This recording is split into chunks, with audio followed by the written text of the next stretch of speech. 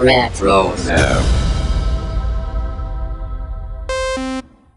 And welcome, everybody, to another episode of the Animanicast. All right, guys, there's a lot of pressure on our first lines. They gotta be funny, they gotta be irreverent, and most of all, they gotta be carefully crafted. But you just wasted yours on. All right, guys, there's a lot of pressure on our first lines. And you just wasted yours on. But you just wasted yours on. All right, guys, there's a lot of pressure on our first lines. Wait, don't. Make sure it's good first. Yeah, it's all on you, Dot. Maybe something reminiscent of the first season, But modern to show that we're not your dad's Animaniacs. but not so modern that you'll alienate the dads because they're a key part of our demographic. Don't overthink it. 22 years later, and I'm still a knockout.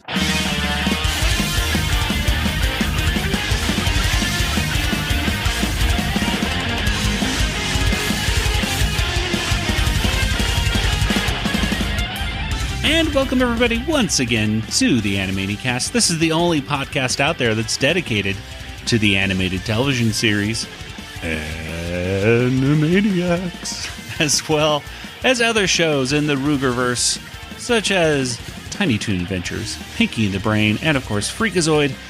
But today is the day we are starting our conversation of the new Animaniacs series, which has hit Hulu. What was that day? It was just yesterday or today of the time of recording. November 20th is the official release date. Yes, thank you. So the day of a recording of this episode. I can tell you all the things that happened on this day. No. Yeah, what happened? I don't know. I was trying to stay off Twitter. I don't want to. Yeah, I'm avoiding Mandalorian spoilers. Yeah, there's a new episode of Mandalorian came out today. On this day, yes. Well, anyway, let's get to our introductions. I am Joey, and joining me here in Arizona, it's Nathan. Our careers have made comebacks. Oh, okay. And across the country in Georgia, it's Kelly. Hello. Okay. Now we can get into the show proper. Now we can get into all this fun stuff. We are talking about the new episode of Animaniacs, the Animaniacs Reboot. It's back. And so far, the reactions overall, I think, have been pretty positive from what I've seen on Twitter. We were talking about how the reactions on Facebook have been a little bit more mixed, but overall pretty positive. What would you guys say about this episode of Animaniacs? If someone were to ask you in just a few words, what would you tell them? Let's start with you, Nathan. Oh, I would say I saw this episode like a week ago. I don't know.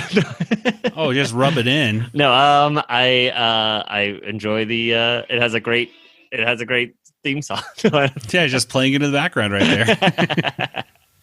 And, the opening is great. If you like Spielberg, it's very Spielberg. Okay, and Nathan or Kelly. Oh, my brain is fried. And Kelly, what about you? It has Spielberg in it. It does. Which Nathan has already mentioned, and he knew I was going to say that. He stole it. And he even said how Spielbergian. Yep. I think he tried to say how Spielbergian. He kind of tripped over it. But. No one can say it but me. Yeah, that's why I couldn't say it. Right. Well, let's go ahead and talk about it. And yeah, this episode premiered yada yada yada in November 20th. I think we're kind of not going to be going over that segment every time. We could do it, and I could tell you something else that happened on this day. So this time, Mandalorian came out next. Which week, episode? I don't know, the third one, the second season. The second season, but they're numbering it. Yeah, continuously. So chapter 12 is what I want to say. Okay, I was going to say chapter 12 or 13. I don't know. It's in that area. Yeah, it's a pretty good episode. I saw it. Okay. Did you? Was Yes. Baby Yoda cute? Yes, he was actually. Spoilers. Any genocide this week? No genocides of on the part of Baby Yoda. No, That's good. He did nothing. I don't think Baby Yoda did anything to upset the internet this week. Good, so that is very no good. Controversy is good. Well, I guess speaking of controversy, I guess we should probably talk about just I think we should mention that the opinions that we're going to be talking about here on the show. These are our opinions. I'm very glad that people are enjoying the new series. I really am. And I don't really know what to say other than, if you hear us saying something that we didn't like or we did like or whatever. That's just our opinion. So yeah, we're not trying to dislike or like it more than we need. We're trying to be. So like we're gonna have different opinions. That we're gonna like it more than some people do, and we're gonna probably dislike it than other people do. But like we're trying to give an honest review of the show and try to be fair as well. Exactly. Right. And we try to be constructive and nobody is I dare say probably nobody gets excited about Spielberg cameos than I do. So that's just my thing. I mean if you get excited about it too, cool. We got something in common. But that's I like certain things because I like them, and that's just the way things are. Mm-hmm. Yeah. And we're not the target audience still. I think I'm pretty sure. I disagree with that. I kind of do too, Kelly. I kind of, especially this first episode. I think they were doing a lot of talking to people our age, perhaps a little too much. Too much. I don't know. To people our age. I kind of wish. Yes, I have an on this day. Oh, what happened on this day? That actually relates to the episode though, because Amblin, their social media posted today that on this day, I don't remember the year, the Jurassic Park novel came out. Aha! By Michael Crichton. That's so good. Yes. So there's our November 20th thing that we can do from now on. I could just think of something happened on a November 20th. Okay, we'll do that. Okay, done. So we got this episode. Cool. We need some sort of interesting trivia, so it'll just be November 20th trivia. We're gonna be such experts on November 20th. Oh man! Well, let's go ahead and get into our discussion. Let's go ahead and start with Jurassic Lark.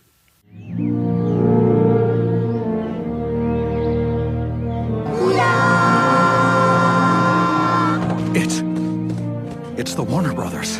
And the Warner sister. So Jurassic Lark was written by Lucas Crandalls and Timothy Nash, and it was directed by Scott O'Brien. And this is nearly a shot-for-shot recreation, of course, the famous scene in Jurassic Park. And Steven Spielberg comes out as John Hammond, and he explains that he has brought Yakko, Wakko, and Dot back for a new series of Animaniacs. He has reanimated them and has fantastic music arranged by Steve Bernstein. Of course, the original John Williams theme is being played. Hashtag Maestro. But with a limited orchestra. With a limited orchestra. And again, it sounds great. It does. If you have not, just like it. Yes, if you have not heard our last episode, just most recent episode, just like 2 days ago. Yeah, exactly. We're going a little crazy this week. If you haven't heard our episode with Steve and Julie Bernstein, you got to check that out. Some great information of not only how they recorded stuff in the new series, but of course a lot of stuff about the original series as well. And this was just done with a limited orchestra, probably about a third of the size of John Williams' group of musicians. So yeah, this was impressive. And they name certain things like clean vectored outlines and widescreen format. The also the animation cell that they're holding up, I believe, comes from a shot from, I believe, the first episode of Animaniacs in the first run, which is kind of cool. I think I saw that on Twitter. I forgot who put that up there, and I apologize. I know it's one of our listeners, and I feel really bad for not knowing your Twitter handle off the top of my head, but it was a really cool fact that I saw. This is the first clip of the show that was officially revealed, and it was previewed at the New York Comic-Con Animaniacs panel back on the 11th of October. So we know this. We've had the most exposure to this clip. I didn't really pay attention to it that much this time around because I'd seen it so many times. It's so good. It's so good. And one of the things I really, really like in it is Maurice LaMarche as Jeff Goldblum is just so good. He is really, really, really good. I am just a little bit disappointed that we have Steven Spielberg's voice changed. Although his new voice actor, I'm getting it right now, Andy Milder is very good, but I really like Frank Welker's Spielberg a little bit more, just because I'm old school like that. What can I say? I just like the whoa. I miss that. But Let's what did you guys? I mean, we've already talked about this a little bit, but what did you like about this first segment? Yep, Spielberg. Okay, got that out of the way. Nathan, what about you? That Ian Malcolm is great. It's fun. He did it. That crazy son of a gun actually did it. Seeing that Hulu representative saying we're going to make so much money on this. It's great. Every time I see this, like, I want to keep saying, like, so the Ian Malcolm line in Jurassic Park where he's like, the scientists were thought about so much about whether they should do the thing and think of, or what. They were so preoccupied. Yeah, there we go. And I was like, to think if they should. Yeah, they could, but they didn't know if they. Yeah. The problem, they're standing on the shoulders of greatness, like that whole speech. If I may, I'll tell you the problem with the scientific power that you're using here. It didn't require any discipline to attain it. You know, you read what others had done, and you took the next step. You didn't earn the knowledge for yourselves, so you don't take any responsibility for it. You stood on the shoulders of geniuses to accomplish something as fast as you could, and before you even knew what you had, you patented it and packaged it and slapped it on a plastic lunchbox, and now you're selling it. You want to sell it. Well, I don't think you're giving us our due credit. Our scientists have done things which nobody's ever done before. Yeah, but your scientists were so preoccupied with whether or not they could, they didn't stop to think if they should. I don't know. I haven't seen all the episodes, though, but I worry, like, I want that to be true. Could this line also be inserted? Yeah, exactly. Towards the end of the series? I hope not. Perhaps we'll get into it, but there's and we have not seen the whole series. I've only seen the 5 episodes that we were initially previewed. I've seen the first 5, and then as well as those. So there was some crossover between. So you've seen about half the episodes so far. So, but I mean, I think we knew going into this that it would be a mixed bag. In fact, I think even the folks that we were talking to behind the scenes that even worked on the show were honest and said, not all the things are great, but then again, and apparently the second season is like, this is when they hit their stride. Well, the original series, there were things we liked, and we had our favorites, and then we had things we were like, it was okay, but it wasn't like as funny as some of the other stuff. So, but yeah, the first season of a show is always, them trying to find their footing and everything, seeing what works and what doesn't. Because I've gone back to read about like pilots of series that are super popular. Like, you forget about the stuff that they, characters changed a little bit. And, and of course, pilots that didn't air, actors changed. So there's a lot that goes into a first season that may be different. The first season, and especially the pilot, I remember of Seinfeld, was really bumpy. For such a show that became so... like, this is the funniest show, and then you go and I remember buying the DVD set of Seinfeld and getting that first season. Same thing with The Simpsons too. That for the first season is like, oh, what are they doing? Like, skip. Especially in retrospect, you're kind of like, oh, this is. Same with like The Office. I'll skip the first season of The Office. Oh yeah, because they were just copying the British version, like almost trying to do it beat for beat. Only really the first episode. Oh well, whatever. I don't know what I'm talking about. But it's still too early for us to weigh in on the whole season, so we totally don't know. I wanted to say that quote before I forgot, and before I could say if it was true or not. So exactly. Now, and I suppose this is really also. I was thinking about it. This is kind of their version of the Newsreel of the Stars in a way, because the Newsreel of the Stars in the original series showed Yakko, Wacko, and Dot popping out of the page and saying boingy, boingy, boingy, which they do, of course, in this version. But it was kind of like, this is how they came about.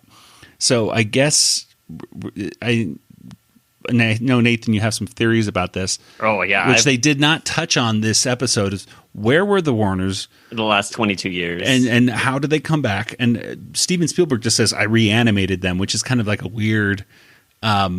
way of saying, like, okay, Steven Spielberg said weird stuff. Well, I'm saying, John Hammond. John Hammond, played by Steven Spielberg. I mean, it is kind of a weird thing. It's kind of, I know they're animated. Yeah, are they reanimated zombies? No, of course not. But they're animated characters. It's a pun on that. But it's, I don't know. I kind of wish that they gave some explanation of where the heck they've been, and I don't know. Again, I haven't seen. Maybe we'll find out. No spoilers, folks on Twitter. Don't tell me. But I'm just saying that I wish. I'm gonna mark it to a missed opportunity in this first episode of something that if I were in the writer's room, I would have said we need to have at least a little bit talking about where have they been. Yeah. In this time, I don't really see them as necessarily. In the opening, don't they come out of graves or something? So they really are reanimated. Yeah, maybe. But that was talking about their careers, or right? What are they?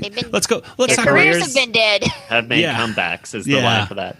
Yeah, so let's talk about the theme song. Let's get right into it because that's the next little part. So they're really there's much of it is exactly the same. In fact, shot for shot, they do a lot of the same animation. Same motions at least.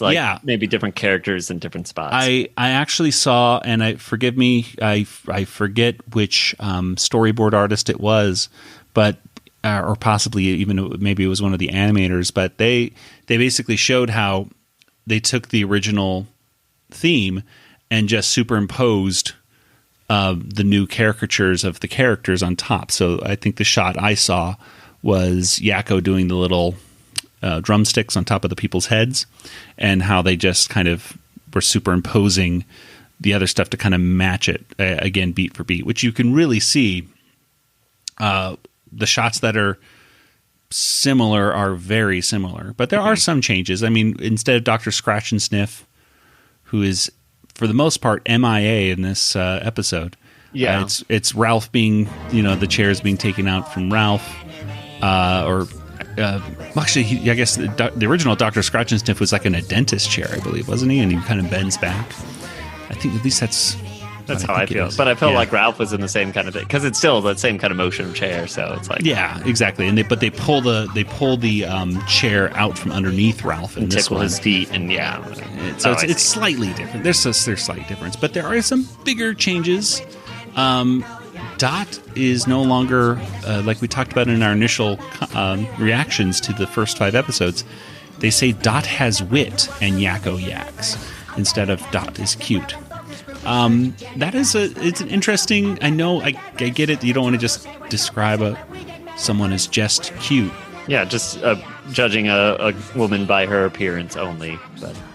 But they're all cute too. So but they also all have wit. So it's also and also the whole Yakko yaks never made sense either. Anyways, well, Yakko is the smart aleck. I mean, he's the talker. Yeah, but to me, Dot always was the one. I mean, I don't know, Kelly. You're our female representative. Do you have any? Yeah, exactly. I mean, do you? I mean, we're also old school fans. We should keep that in mind. That we're not hip to this new stuff and all. But I mean, were you necessarily like? What did you think? What did you think about the change of that line?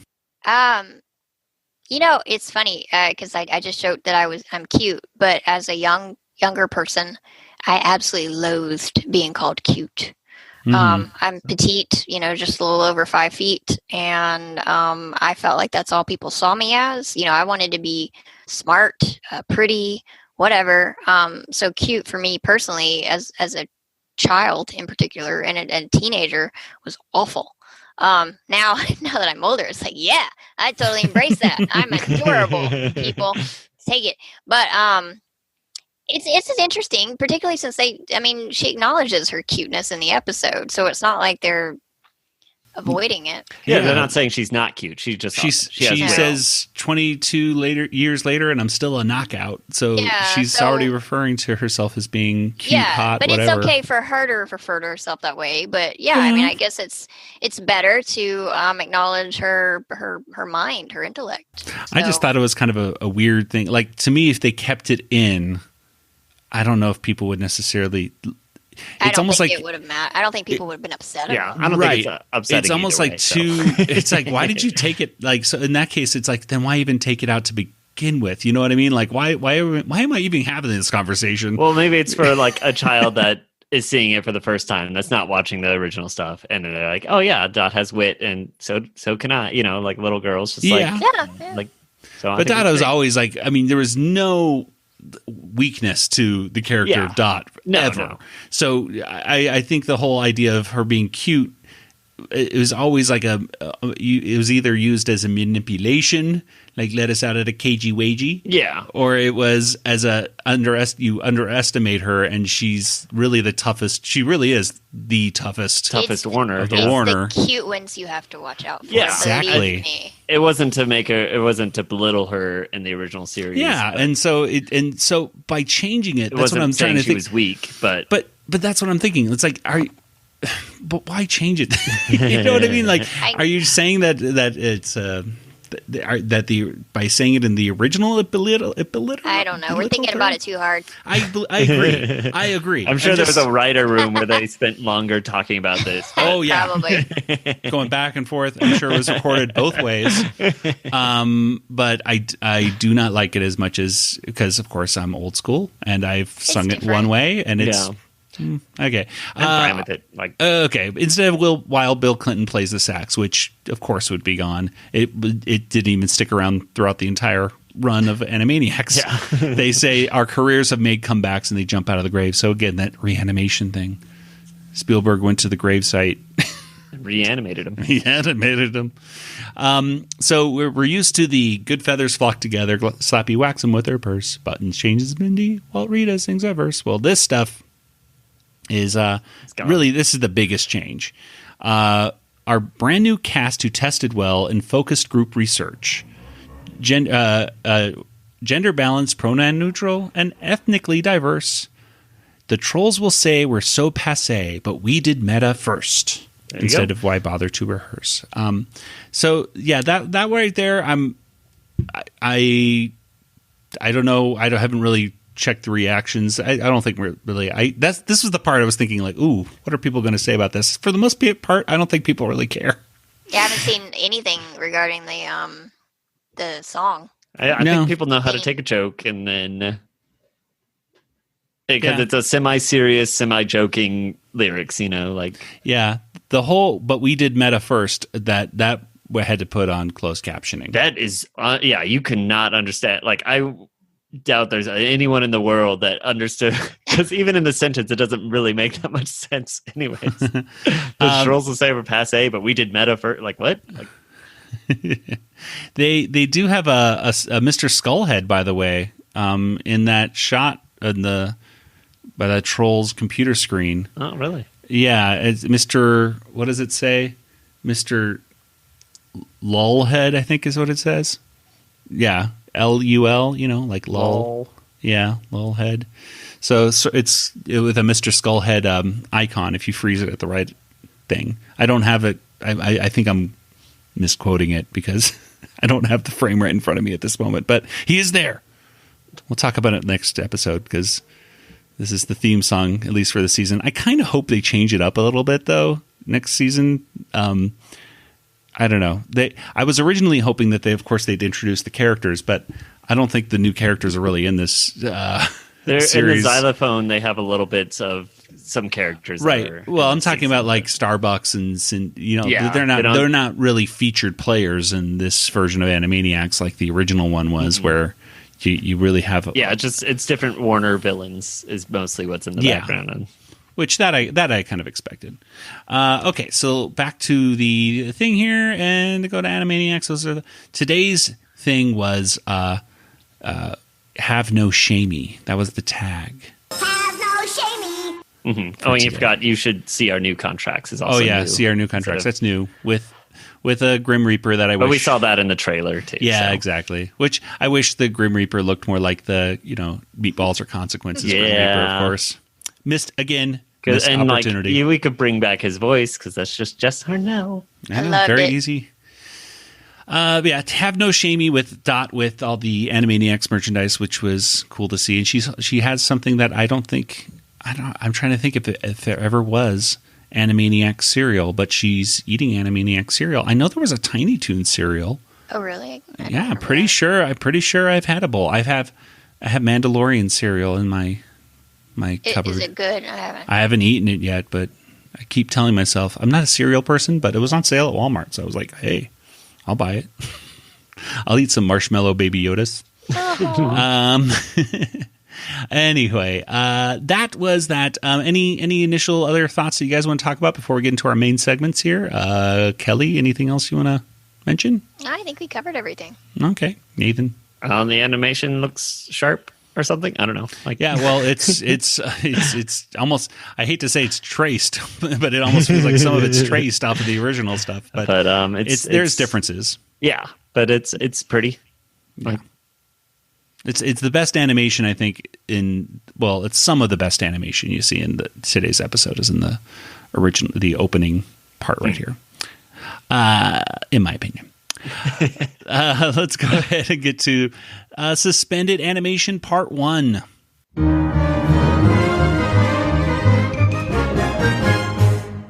And Suspended Animation Part 1 was written by Jess Lacher, or Lacher. Lacher. I think that's right. Or Lacker. Lacker. It's written by Jess, Jess L. And it was written by Andrew Barbeau, or Barbot. We need a pronunciation guide. We'll find it. Will Leslie get on here? No. I hate getting people's names pronounced incorrectly. This next one I'm excited about, though, because it was directed by Scott O'Brien and Katie Rice. Scott O'Brien did he directed every segment in this episode. Oh, Scott. Yeah. All right. I get to bring back my bad Irish accent. I like this. For every segment, you'll get to say. Oh, boy. All right. Nathan, why don't you tell us what happens here in Suspended Animation Part 1? All right. Well, the Warner brothers and sister, Yakko, Wacko, and Dot, are back after 22 years. They've returned to the Warner Brothers lot, and they've noticed lots of things have changed, including a new CEO, Norita. And she shows the Warners a tablet, which Yakko immediately swallows and gets all the information from the last 22 years. Quantum mechanics, quinoa wraps, Queen Bay. We've missed so much. But now, I know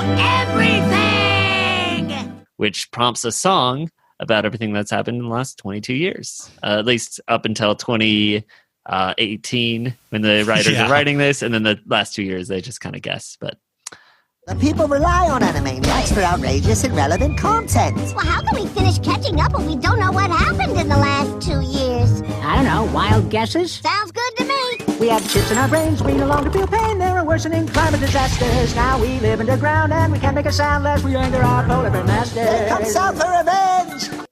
There you go. Yes, exactly. So it's basically a giant introduction to a song. Yeah. In a way. So it's some good stuff in here. I mean, it was cute to see the Warners and one way mocking each other, which was kind of cool. Let's get to but let's first, I think, get to the references, because there are quite a few, especially in the song.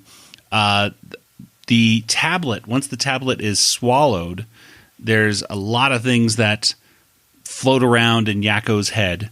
Since the 90s, like George W. Bush, Kanye West, meeting Donald Trump, MySpace, the first generation iPod, maybe a Tamagotchi, or Barack Obama. Nathan, I think this is you putting down this Usain Bolt ? Maybe. Yeah, I put all these notes, so I don't know what it is. And Nathan also put Gungan style. What's that dance? Yeah, I think is that with Jar Jar, or is that? Did you say Gung? Yeah, you did say Gungan style. I did. I wrote Gundams, that. Gundam. That's what it is. Is it Gundam style? Gangnam style. Yes, but Nathan wrote Gungan style. Which, well, that's what I always dance to. well.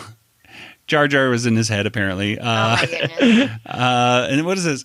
Leaky? What's that? Yeah, I thought, wasn't there like a SpongeBob Macy balloon that was leaking? Oh, yeah, SpongeBob leaky. Okay, all right. I heard SpongeBob was in it. And, he's definitely, it's a Macy's balloon of SpongeBob, and I was wondering maybe it was a leaking one, maybe. Well, he mentions Queen Bey, and if you don't know who Queen Bey is, then you are not worthy. Of course, that's Beyonce. Then, of course, the song references a lot of things. Uber and YouTube and Pluto no longer being a planet. Boo. Smartphones and global warming and the smartwatches that track you. A stock market crash. Food delivery of paleo sausages. Amazon. Lots, some other stuff in here. They have the Friends fountain. They have the Bill Clinton Hannibal mask. Dot wearing a sunflower hat. Yeah, which I guess that's a big thing in the 90s. I had to look up, was this a specific character where she has this purple sunflower hat? And it's like... Didn't Phoebe wear one in maybe. Friends sometimes, I think? But I think there's just, also there's just That's So Raven kind of thing. There was Disney shows too where people were wearing hats with flowers big on them. Floppy hats and stuff with a flower in the middle. Yeah. And then I don't know you saw Yakko's hair. Was that... I did not. Yakko has grass on his head? I think it was grunge or something. I think it was supposed to be Green Day or something. One of these punk grunge 90s bands, maybe. Oh, maybe. And that's all I could think of. They have lovely stuff from 2000. Al Gore losing to George W. Bush. Then, of course, Bush looking for WMDs in his bed, wearing a Davy Crockett hat. Obama's win. They didn't really make fun of Obama. They mentioned it. Yeah, they just said, Obama said hope. And then Hillary's loss, which Hillary looked, boy, oh boy, she looked cuckoo crazy. But a lot of women with jet boots who are trying to break through the glass ceiling. Mm-hmm. Hillary Clinton is one of them, Elizabeth Warren, AOC, and I think just a collection of different women. So Hillary finally broke that glass ceiling? No, but it certainly does feel like it's raining shards of glass all around us. That perhaps is my favorite line of both the Warner segments, I think, is that it feels like it's raining glass everywhere. Mm-hmm. It's perhaps my favorite, which definitely, I think, 2020 has felt like that. It's the most accurate prediction. Of course, the divided country, Facebook, Fox News, the Russian bots, and I think Kamala Harris is dancing at the end. Which, if that's the case, then good predicting there. Yeah, that was really, I was I think that's, I also thought it was Kamala Harris, but maybe that's just because she's in the news and everything. Yeah, exactly. I'm just seeing her a lot, but I think it might be. Of course, we have some other folks in there. I know Harry Potter is shown, and Gandalf-ish guy.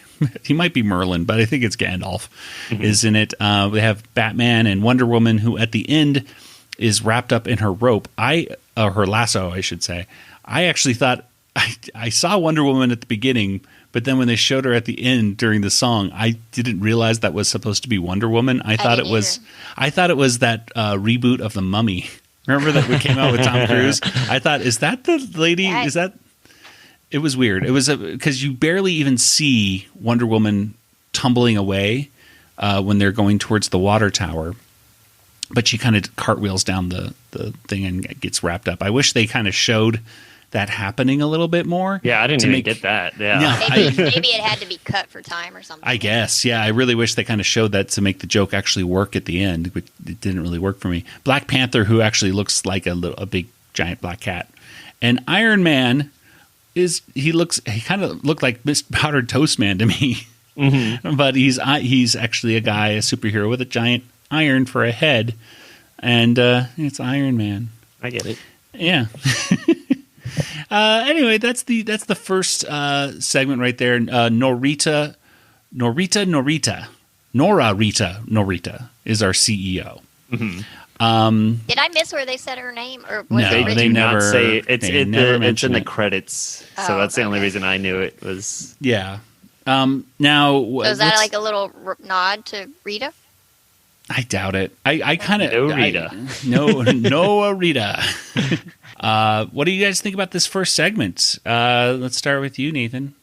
Where were they for the last 22 years? Never told you. It's just funny, whatever they were doing, they have no recollection of the last 22 years. So it had to be. So the reanimation makes sense. Should I give my 3 theories? Yeah, give your theories. Okay. We might as well talk about now because I don't know when else to say it. So. So yeah, maybe they're clones basically or whatever. which is why they don't have some of the memories. And maybe if they're acting different or look a little different, it's because they're, they took some genetic code from a different cartoon. Teen Titans Go or something. Yeah, exactly. In Amber. Cartoon in Amber. And then it mixed it with a toad's DNA, and that's how they got the Warners back.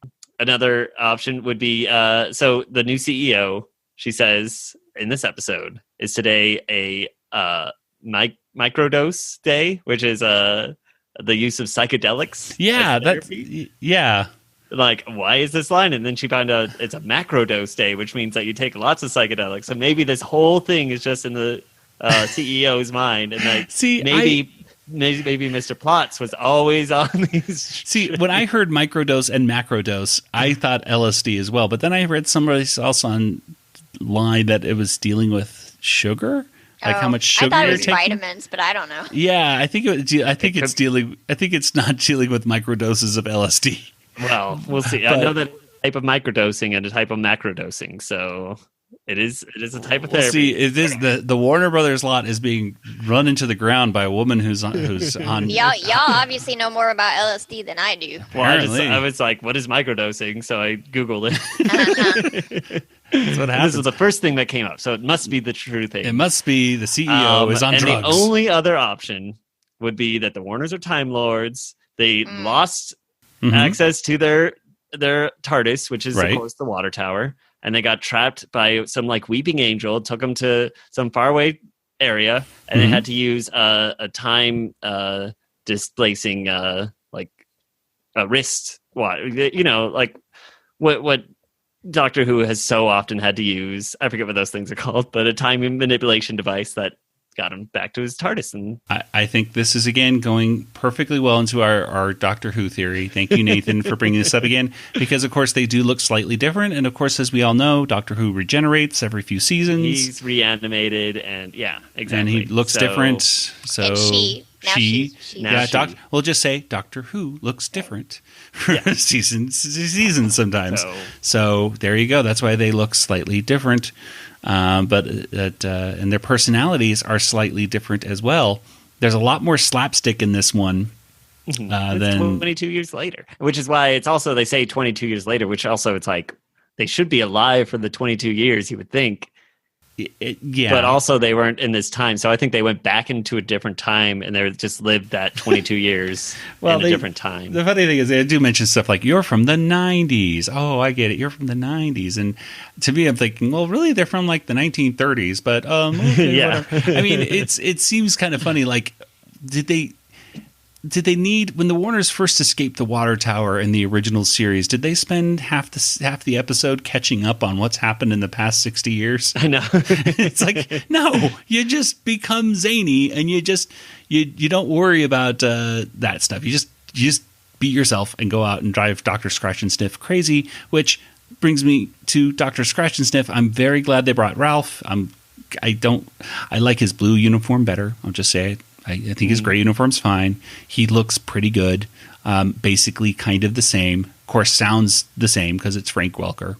But I was disappointed that, at least in this first episode, one of the first places, again, if I was in the writer's room, one of the first places you go is you'd see Dr. Scratch and Sniff. This was, in my opinion, their father on the show. And it seems like that was just a big missing piece to me. One of the synopses for a later episode, I think they go in search of him. Yes, so it makes me wonder, but if he's not there, then kind of allude to that. That should be the first episode too, or something. Yeah, it should go. Find him. Like it was a catch-up episode. And not the delicious red condiment, but the ketchup episode for you for the audience. But I just think, again, I wouldn't have written this first episode the way that it was written, kind of tying things back to stuff, which is fine. I don't think that the Warners needed to catch up to 90s culture. Just be zany. But I Kelly, think that was a way to kind of bridge the gap, not necessarily between the two series, but between the audiences. Mm-hmm. So, like, we recognize that some of you who watched before, who are older now, are still watching. Yeah. Well, that it did have some, like I said before, it had some cute impersonations of each other. I thought that was funny with Yakko and Wacko kind of doing each other's voices. Yeah. Did you have a favorite first line of the 4 characters that gave first lines? Yakko, Ralph. Wacko, Dot, and Ralph. That's my favorite. Yeah. This is great. Although I did like Wacko saying, "Make sure it's funny." That was a cute part. For the most part, I'll just say it right now: the Warner segments in this first episode were not that strong, at least for me. We'll get into the Pinky and the Brain segment in just a few moments, but that to me was a stronger part. I wish that the Warner segments were better. This first song. It's kind of Irish. It kind of has a little Irish jigginess to it, like da da da dun da da da dun da da da da da dun. But I wasn't a huge fan of it. It was fine. It's weird. Like in these songs, it does. Like you can tell when they start singing because the mics sound different or something. Like in both. And Rob's voice goes down to Rob's voice. It's Rob. It just sounds like Rob Paulson. And there's a definite difference between him doing Yakko versus him singing as Rob. And I could immediately tell the difference as soon as the song started. And of course, later in the next segment with the Warners, there's multiple Yakkos and Dots singing, at least 2 that I can tell. I think Jess might be doing Wacko throughout the entire one of the second song. Although it's hard for me to tell. I'd love to find out exactly the break-off points and why those segments were broken off. Was it because I'm guessing COVID. You would think. COVID? And then do a rewrite on part of the song. There were a ton of writers in these songs. I know. I in the credits they list off all the writers. There's at least 5 or 6, I think, for each one of these songs. So there's a lot of cooks in the kitchen. Maybe with fewer writers of these songs, it would have been a little bit better if the vision would have been closer. But again, I'm not saying it's bad. I'm just kind of saying it's just kind of a missed opportunity. It's just not the way I would have done it. It kind of whatever. Mm-hmm. Anyway, any last? I don't want to have the last word, but do you guys have any moments of any other things you want to talk about for this at least first initial part here? There was a Wreck-It Ralph poster. Yeah, and Ralph Wreck-It Ralph was on it. and Ralph was on it, and he wrecked it. He went right through like kind of a wrecking ball, using sort of his clone, his phone, his drone. Yeah, it was fun. I wanted to give a higher. Yeah. But again, just a quick, not that it's really that important what happened to plots, but again, you would think that the Warners would just have a quick question like, where's Plots?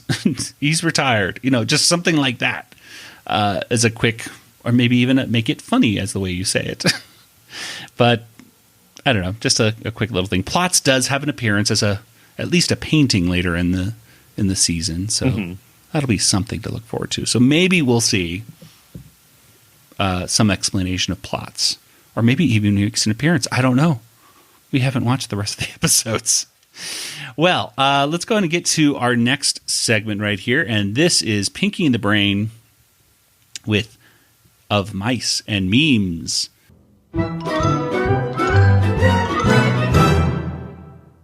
And Of Mice and Memes was written by Kathleen Chen and Brian Polk, and it was directed by Scott O'Brien. Or Scott O'Brien, whatever. Kelly, why don't you tell us what happens here in Of Mice and Memes? Okay. Pinky is watching TV, and he's sort of watching a parody of Bob Saget. He's doing America's Stupidest Pets, but the guy's name is Fred Beagle. And so it's just videos of dogs like eating ice cream and having a brain freeze. What is so funny? These silly animals! I can't get enough! I wish I could carry the television around with me so I could watch it all the time. That's it. Pinky, are you pondering what I'm pondering? I think so, Brain. But if I clone myself, how will I know which one to shoot when I turn evil? Brain decides that he's going to create a gadget basically like a phone where he can watch the stuff all the time, and then when you shoot the video, it sort of hypnotizes people, and when they watch the video, it's they want to watch it all the time and follow whoever is in the video, basically.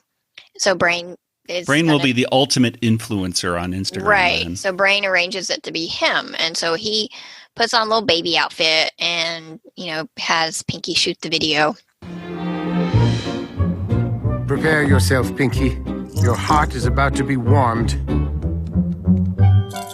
Oh, it's baby Brain. Are you ready? Ready and action. Laugh now, for I am an adult mouse costumed as a baby. And cut.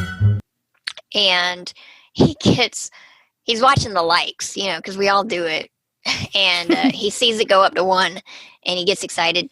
And then it's Pinky who's following him, and he gives him a thumbs up. Yeah, and it's so cute. And his little face is so cute, Pinky's.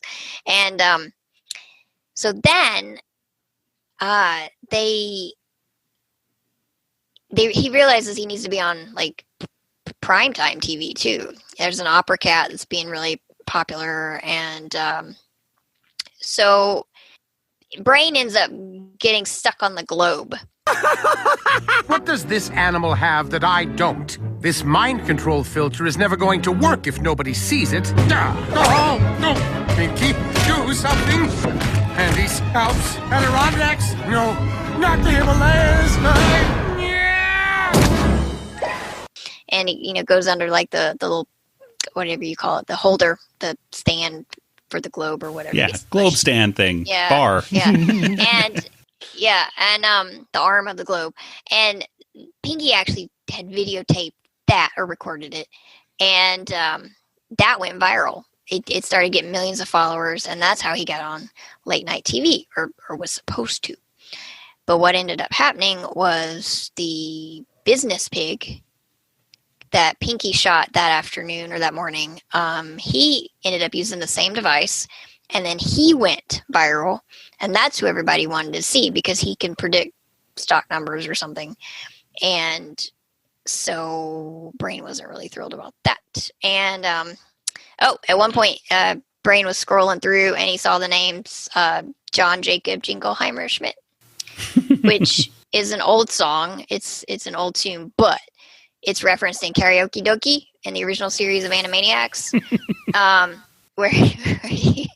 where Willie Slatmer goes, John Jacob Jingleheimer Schmidt.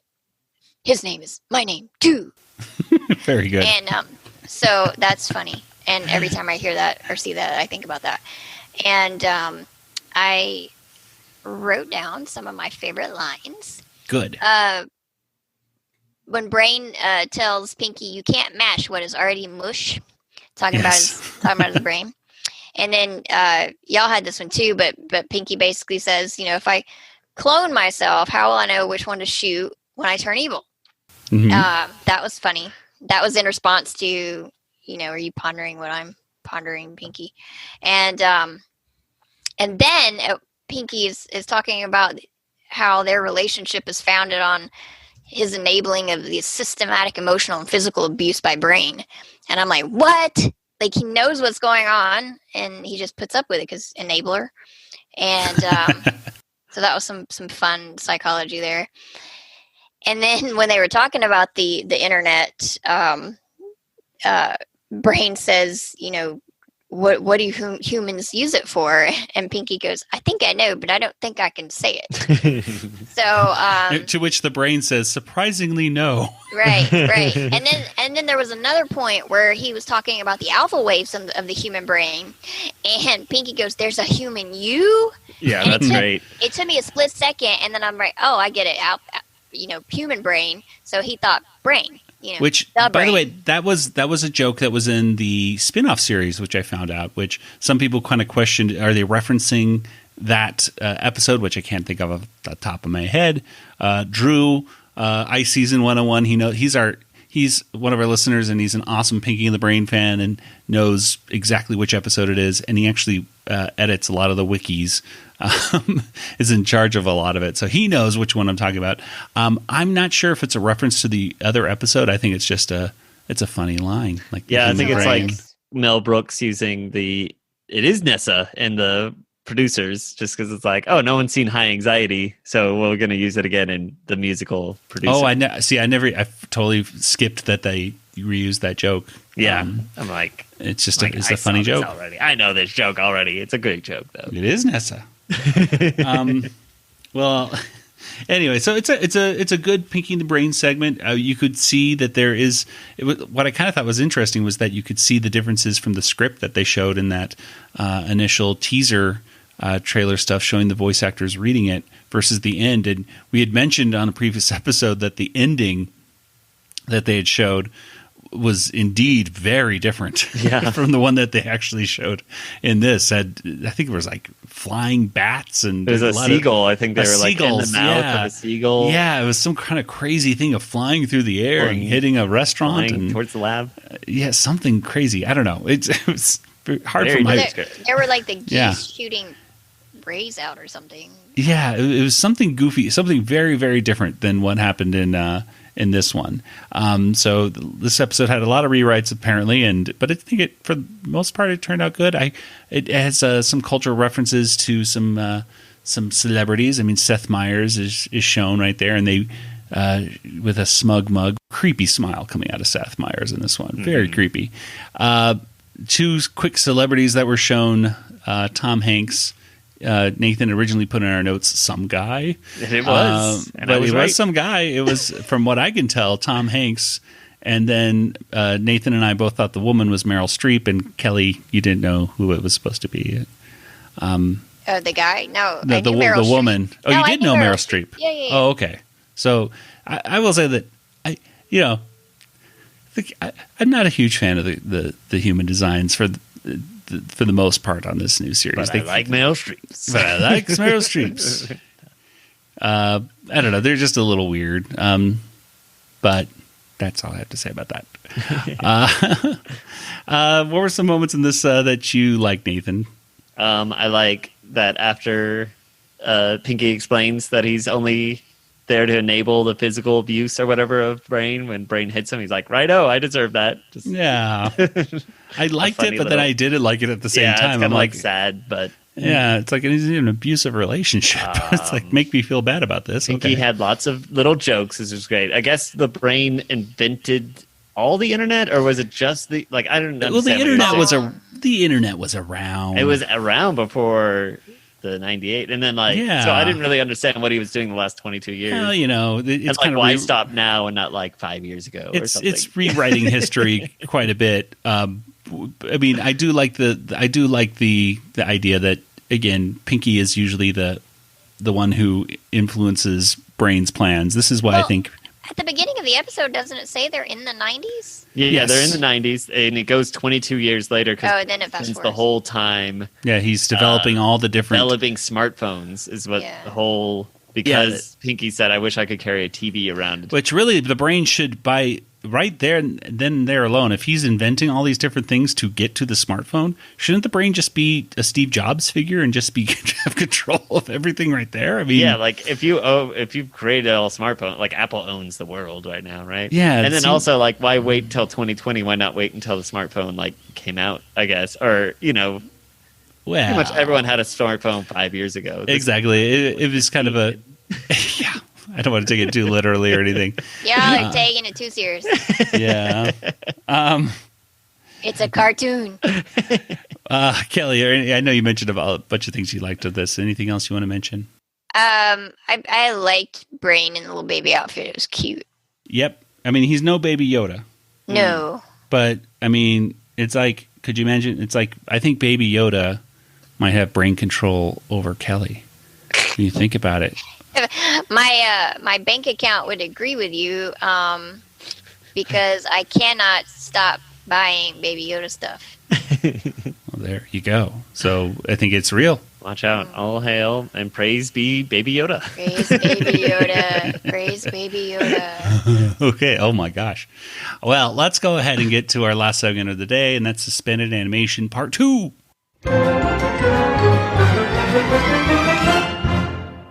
Suspended Animation Part 2 was written by Kathleen Chen and Brian Polk, and it was directed by Scott O'Brien and Katie Rice. And Nathan, why don't you tell us what happens here in Suspended Animation Part 2?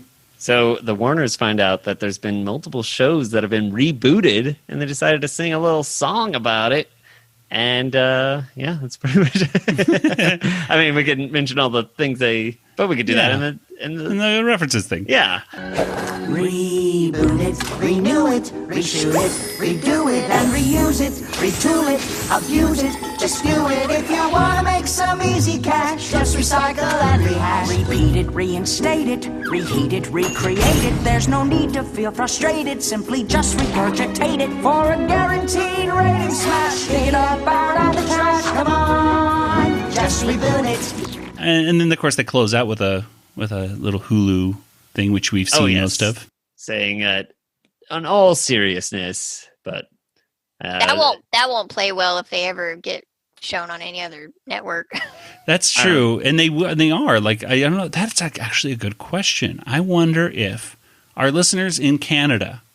I'm very curious, and I'm sure we'll probably find this out by the time this comes out. But just in case we don't, this is going to be apparently showing on Teletoon in Canada. I wonder if they show this little epilogue thing with Hulu on those on that network. I think Teletoon. I think so, because it's almost just like an ad for Hulu. Because Hulu, and Hulu is still shown as a Hulu lawyer at the beginning. So you think they would have to do a little too much editing. So it's interesting. I think it's just like why take it out Hulu? Because they didn't change any of the WB or Warner Brothers references. Yeah, and Hulu is still producing Netflix, it. Or I'm sorry, it was all they were on Netflix for a while. With the Animaniacs on Netflix, and then they moved over to Hulu. And we've started our podcast. Yeah. So. Well.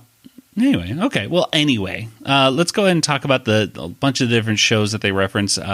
They mentioned a reboot of Star Trek, Charmed, X-Files, Fuller House, Murphy Brown, Melrose Place, Gilmore Girls, Lost in Space, That's a Raven, Golden Girls, Will and Grace, Dynasty, Sweet 16, Blue's Clues, Twin Peaks, Carmen Sandiego, I think is how Wacko says it, Looney Tunes, Queer Eye, five guys with one eye. That's their caption. If you notice the Queer Eye poster, they're all Cyclopses. Oh wow, 5 guys with one eye. But DuckTales, something like Old Boy. I guess that was. It's not a reboot, but that's like a recreation of a foreign thing. I guess. I noticed that too. It's movies. Okay. And of course a Johnny Depp sequel, and then a prequel. To Edward Scissorhands, perhaps? Maybe he's holding like a scissor, I think, or something. It might just be. It's just generic. It says Johnny Depp movie sequel. Yeah. Johnny Depp 2. They show B. Arthur, or they reference her, and then they show the ghost of B. Arthur. Mm-hmm. What is this? Looney Tunes Zombie? Oh, maybe it was supposed to be zombie. I don't know. Well, yeah, you wrote XOOMB. What is this? Gungan? Looney Tunes Gungans? What? Anyway, that's about it right there. And, I think that's it. There was that character at the end that's like vomiting money. Yeah, that's like a combination of like Aquaman and Wonder Woman and Superman and Cyborg. Yeah, just a bunch of different Warner Brothers. I was DC listening to characters. this episode with audio description, and that's what. That's right. Nathan suggest. Would you recommend that people just for fun listen to the show? Time, but if you want to rewatch it, I say put audio descriptions on for the second time. Hilarious. Some of the descriptions that the person has to give for what's the Warners are doing, like he has to do it like really quick because it's in between the lines. So like, eggs and bacon fall on Ralph's face. Like oh, okay. So there you go. That's your rewatch challenge. So is that there for visually impaired, basically? Yes. Okay. So also if you're doing like the dishes or driving, something like if you can't watch the episode, just put the audio description on and there's no excuse not to drive and listen to Animaniacs, because now you can listen to the descriptions. I did it beforehand. I mean, I wouldn't have the video on, but I just have the audio going. Yeah. It's a good writing, so that's not a problem. Mm-hmm. Anyway, let's go ahead and talk about the song. This is the song where they switch back and forth with different voice actors quite a bit. And it was kind of jarring. It was very jarring the first time I saw it. The second time I didn't mind it as much, but I was still kind of curious as to so that happened. I know you guys are saying it's COVID. I almost feel like I just wonder if just some of the notes that maybe they're like, well, Rob's not really hitting that note right here where it should be, so let's get this other person who kind of sounds like Rob. We've heard him sing live, and he sings this. Yeah. So I don't think that's any of it. I mean, yeah, their voices have changed a little bit because we're all a little older and stuff, but I really think it's COVID. I'm a little surprised. Yeah, that's so weird. It's like you can't book Rob and Tress. I know schedules are tight and everything, but you did have a while to get this going. So I don't know. It's a very again. I'm sure we'll have opportunities, hopefully, in the coming months and everything, to talk to the folks who behind the scenes, and that's definitely something I'd like to know is what the heck happened there. Are you getting on that? Are you working on that? Sure, why not? I mean, first I got to watch these episodes. And who knows, depending on what I say, maybe they'll be like, heck no. We're never talking to that guy. But I'm just curious, like, how did that all go down? What's the story behind those voices changing? Yeah. And I'm a little, I'm also just a little curious why they didn't, because, yeah, Yakko, Wacko, Dot, they all sound just slightly different. But in the first season of Animaniacs in the original run, they did pitch their voices.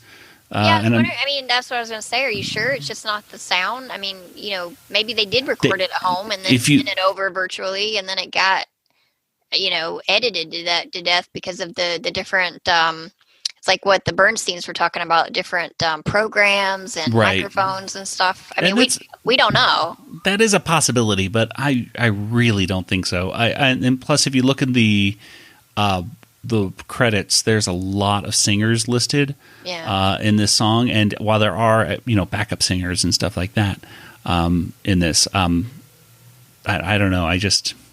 They definitely sound different. Yeah, they sounded different. I can't confirm that they're different singers though, just because I don't have that kind of ear. But I could just go like, oh, they sound weird here. Yeah.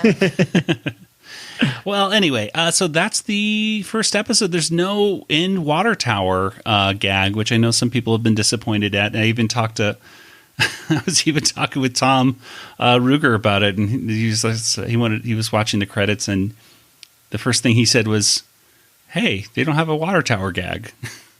And I told him just what you were saying, Nathan, in our last episode, is that, well, this new format should, they always say, play next episode. They don't show the credits. And even like in Hulu, and even in Netflix might show the entire credits, but it's always pushed off to the corner, and so they're always trying to promote their next show. And I think Tom, let me pull up exactly what Tom said, because I thought it was very accurate. He said, formatting should not get in the way of the creative. And I think that's very true. That, like, the people who worked on the show should be, whether it's his show or this show right here, they should be recognized. And I always appreciated, especially as a kid, seeing not only the water tower gag at the end, but the gag that they hid into the credits of all of these different series, so that, I mean, while you were looking for two gags, but at the same time, you were also hopefully learning some of the people's names. You know what, though? It's not even just streaming to blame for that, though, because I remember, I'm going to go back to Sequest, DSV, and season 1, over the credits, they'd always have Bob Ballard from the Woods Hole Oceanographic Institute give, like, scientific facts and stuff, and that was, like, one of my favorite things because it was cool.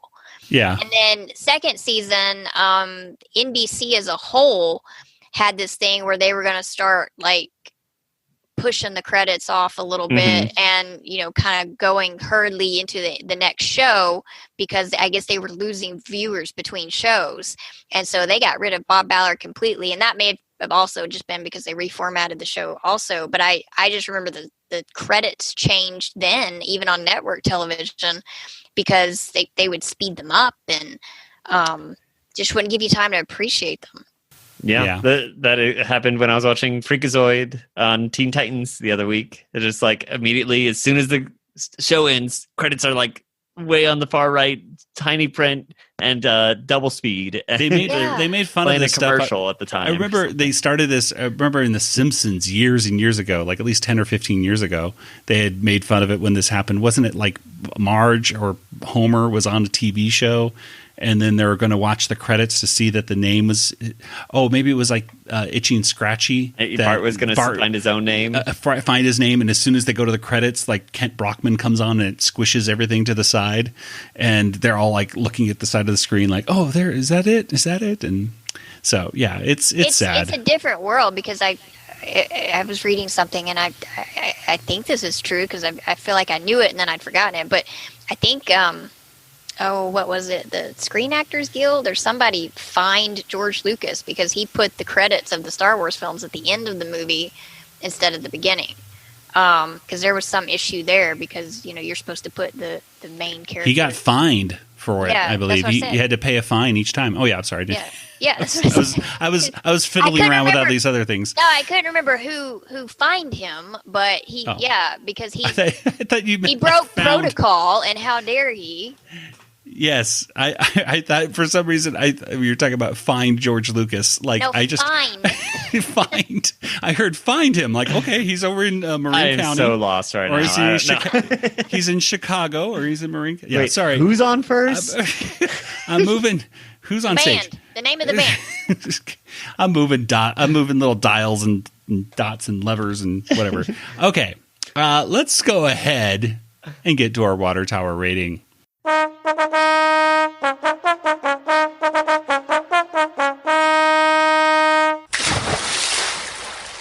Well, first episode of this new series. Let's get to the water tower rating. What do you guys think? Nathan, let's start with you. First episode, I'll go 3 water towers, and that will be my base for the rest of the season, I guess. So I could go higher or lower than 3 water towers, and yeah, right? Okay. Sure, why not? Okay. And I think that's true. I mean, okay, I'll talk about myself, my own opinion. I mean, Kelly, let's go to you though. What do you think? Let me think. Because I'm torn on where I should put it. Still is. Okay. I'm going to give it a 5 because Spielberg and Jurassic Park. But also, I thought Pinky and the Brain was super strong. Mm-hmm. And I actually really liked the second song a lot more than the first song for segment 2. I thought it was catchy. And so I thought that was a good song. And so my rating as the season goes on will probably just go down because unless there's more Spielberg. Because that's my base for any rating. But I thought overall, I mean, as the freshman episode of the new series, I thought it started out really strong again with the Jurassic Park. I mean, I don't think that could have been any better, really. And and I enjoyed it even more, the second time through. So I was pretty pleased with it. All right, and as for me, I'm going to go a little lower than you, Nathan. I'm going to say 2.5. Wow. Yeah, I like the Pinky and the Brain segments. The other segments, the Warner segments, I had problems with. I think, like I said, there was missed opportunities. It wasn't necessarily bad, but I didn't really like the songs. I thought the songs. I know, Kelly, you said you liked the episode a lot more the second time you saw it, right? Mm-hmm. The songs for me just kind of felt kind of flat for the most part. I'll be brutally honest. I just didn't really like the songs this time. I'm hoping that the songs that we'll see later are good and stuff. But yeah, just overall, I wasn't that impressed. Although I'm not saying I'm still giving it a middle of the pack. I mean, I am giving it a 2.5 out of 5, which is directly in the middle. So it could still go down from there. But can you give something and a zero? Still, well, I wouldn't. I wouldn't never give this a 0. But it's not really in the middle. Our rating is 1 to 5. Yeah. Yeah. So 3 is in the middle. 3 is in the middle, but 2.5 is exactly in the middle. So I'm saying it's kind of in the middle for me. I'm saying it's. Okay. I'm saying it's okay. Okay. I'm saying there was stuff that I'm not saying it's bad. I'm just saying it was okay. Like I like the Pinky and the Brain.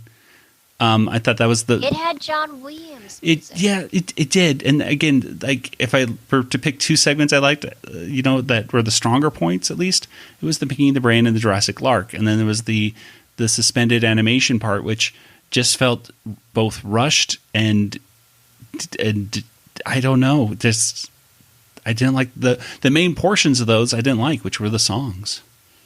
That's fair. And yeah, I think that's just why. And I just think that, like I said, I didn't like the concept of the first episode to begin with, like with catching up. Again, it was their decision. I wouldn't have spent as much time with, we got to catch up with all the stuff, because at one point I think Wacko says, the people rely on Animaniacs for outrageous and relevant content. And to me, I was just like, I don't remember as a whole Animaniacs, the original run, as being trendy. Well, I think that was the joke. I think Wacko was making a joke as like, oh, we're not supposed to be trendy. But, but that's what this episode was kind of trying. No, I think they were trying to. They were trying to. I think they were trying to be jokey. I think they were trying to be trendy, but they were also making a joke that Warners aren't trendy. If you look back at it's always been a time delay. If you look back at the original series, I think the episodes that were kind of weakest, in my opinion, were the ones that were kind of going to trendy, like the ones that let's go see the Friends. Yeah, that was a bad episode. Or the one with Howard Stern. I don't like that episode either. Because they didn't age as well. Yeah, yeah. When they chose more timeless topics. Right. So when they're kicking off by saying that we got to figure out what's going on in the real world right now so we can make fun of it right now, I'm thinking to myself, well, garage sale of the century, they just went off. Like, you just be the Warners and just be cute, be zany and stuff. You don't have to keep They're witty, not cute. Yes, that's true. Well, all 3 of them are. They are all still and cute, I think that was another missed opportunity. They're going to be cuter in a future episode. They should, yes. Kawaii cute. But speaking of missed opportunity, that's when they said, tell them what Ralph, what are we? And I said cute in my head, and they didn't say it because. Or they could have said maybe weird dogs. Yeah. Cute little dogs. Oh well. Woof woof. Again. I love that song. It's like I said, it wasn't. I wouldn't say it was all in all bad, but I just thought it was okay. I think, like I said, missed opportunities. I'm not saying the whole series sucks.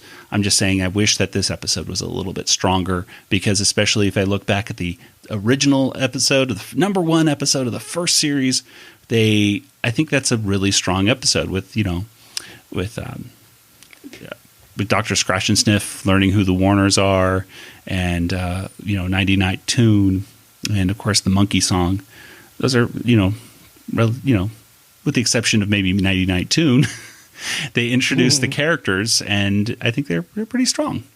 But again, that's just my opinion. Let me get to the opinions of the people out there, at least on Twitter, because we had an Animanicast poll. It was a very quick one, but we had 176 votes on it.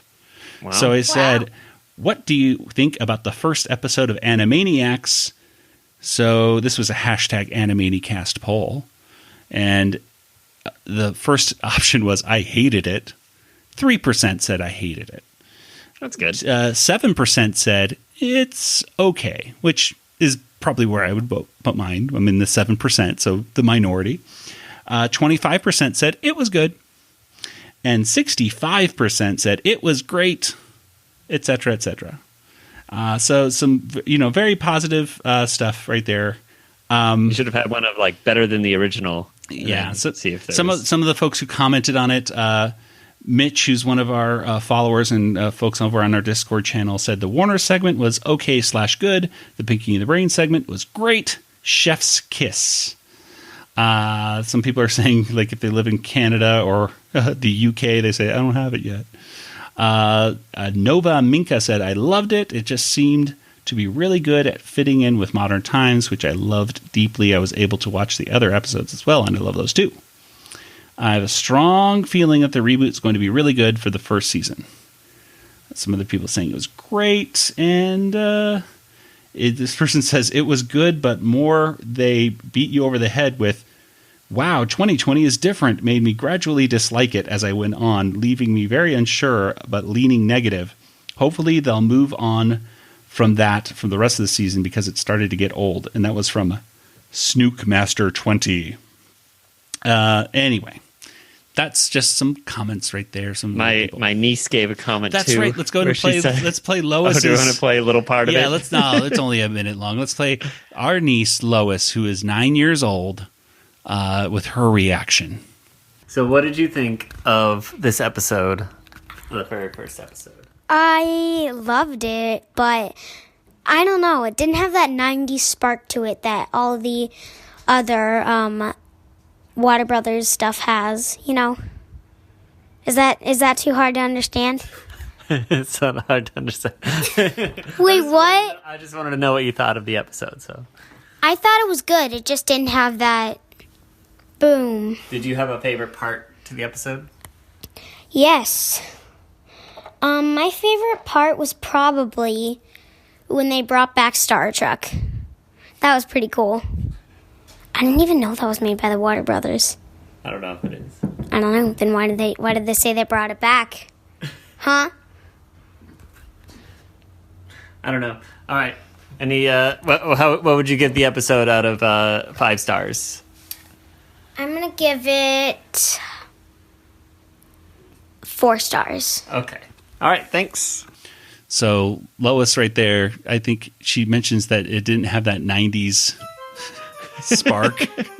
Which I thought was like, you weren't even alive in the 90s. How old is this? She's 9. 9. So she doesn't even really, but she says it so sure of herself. She didn't get that from me, so I don't know. Yeah, I don't know where she got that. I know. It's like Nathan, let's be very... Neither I nor Nathan told her it's not like the 90s. Nobody around her said that. I was not trying to talk her up that. No, yeah, I don't know. She just came up with that line by herself. So I don't know what she defines as 90s, but she noticed some sort of difference, which I thought was interesting. All right, let's go ahead and get to our contact information. Thank you, Lois, for that information. Let's go get to some contact information. Nathan, where can people get in contact with you? I'm on Twitter, Joey, JangoFT, that's me. And Kelly, what about you? I'm also on Twitter, Yoda Princess, YODAPRNCSS, or email me, Kelly at BigShinyRobot.com. All right, and as for the Animanicast, we're on Twitter and Facebook and Instagram, and our Discord channel is, you can get a welcome link by going to discord.animanicast.com. That's our Retro Zap server. You can go to the Animanicast section and talk about stuff that's Animaniacs related, or go to any of the other Retro Zap sections and talk about anything else pop culture, because, of course, we're a proud member of the Retro Zap podcast network, and you should check out retrozap.com for everything pop culture. Fantastic podcasts, mostly leaning on the Star Wars side, but of course we have other stuff like Techno Retro Dads and other stuff that you'll love if you like Lost, or if you like just anything pop culture. You're gonna love Retro Zap. So that'll do it for today's episode of the Animanicast. So for Nathan and Kelly, this is Joey saying good night, everybody. Good night, everybody. Good night, everybody. This podcast is not endorsed by Warner Brothers or Amblin Entertainment and is intended for entertainment and information purposes only. Animaniacs, Tiny Toon Adventures, Freakazoid, the Warner Brothers logo, all names, pictures, and sounds are registered trademarks and/or copyrights of their respective trademark and copyright holders. All original content of this podcast is the intellectual property of the Animanicast unless otherwise indicated. Make sure it's funny.